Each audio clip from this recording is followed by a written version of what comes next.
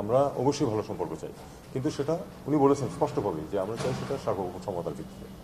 আমি সবসময় বলে আসছি যে আমাদের যে বর্ডার কিলিং যেটা হয়, এটা আজকের কথা না, কিন্তু আমি গত অন্তত 7 বছর যাবত বলছি, বর্ডার কিলিং যেটা সেটা অবশ্যই দুই দেশের ভালো সম্পর্ক সৃষ্টির ক্ষেত্রে একটা অন্তরায়। কারণ সব ভালো সম্পর্ক তো শুধু দুই দেশের সরকারের বিষয় না, মানুষের বিষয়।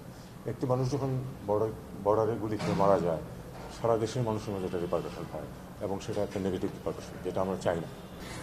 আচ্ছা, মাননীয় উপদেষ্টা, একটা বিষয় হচ্ছে যে ভারত নিয়ে কালকেও আপনি কথা বলেছেন। এর আগে আমরা দেখেছি যে মিনিস্ট্রি প্রথমবারের মতো প্রতিবাদ দিয়েছে বিএসএফ এর। আজকেও কিন্তু একজন কিশোর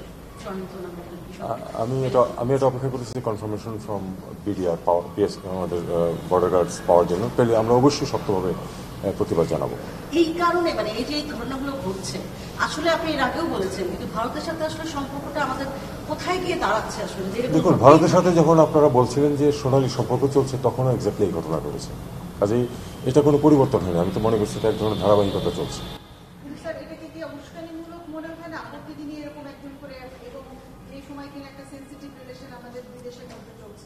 আমি যেটা বলছিলাম যে যখন সোনালী সম্পর্ক বলা হচ্ছিল তখনও তো একই ঘটনা ঘটেছে। কাজেই আলাদাভাবে কিছু দেখার সুযোগ নেই। এটা অবশ্যই অগ্রহণযোগ্য একটা বিষয়।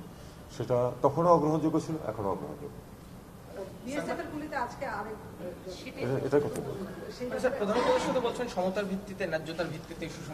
সম্পর্ক অবশ্যই উনি যেটা বলেছেন এটাই অ্যাকচুয়াল পজিশন। আমরা অবশ্যই ভালো সম্পর্ক চাই, কিন্তু সেটা উনি বলেছেন স্পষ্টভাবেই যে আমরা চাই সেটা সার্বভৌম ক্ষমতার ভিত্তিতে। এবং আমরা চাই যে সম্পর্কটা একতরফা হওয়ার কোনো প্রয়োজন নেই, দ্বিপাক্ষিক সম্পর্ক। আমি সবসময় বলে আসছি যে আমাদের যে বর্ডার কিলিং যেটা হয়, এটা আজকের কথা না, কিন্তু আমি গত অন্তত 7 বছর যাবত বলছি, বর্ডার কিলিং যেটা সেটা অবশ্যই দুই দেশের ভালো সম্পর্ক সৃষ্টির ক্ষেত্রে একটা অন্তরায়। কারণ সব ভালো সম্পর্ক তো শুধু দুই দেশের সরকারের বিষয় না, মানুষের বিষয়। একটি মানুষ যখন বর্ডারে গুলি খেয়ে মারা যায়, সারা দেশের মানুষের মধ্যে একটা রিপারকাশন হয়, এবং সেটা একটা নেগেটিভ রিপারকাশন, যেটা আমরা চাই না। আমাদের সীমান্ত সংলগ্ন ভারতের দুটি রাষ্ট্রে নানা রকম অস্থিরতা যাচ্ছে, আপনারা জানেন।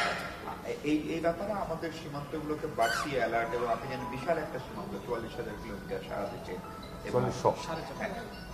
এবং অনেক মানুষ যাওয়া আসা করে, দেখতে একই রকম। বাড়তি কোনো উদ্যোগ বা সতর্কতা আমরা জারি করেছি কিনা?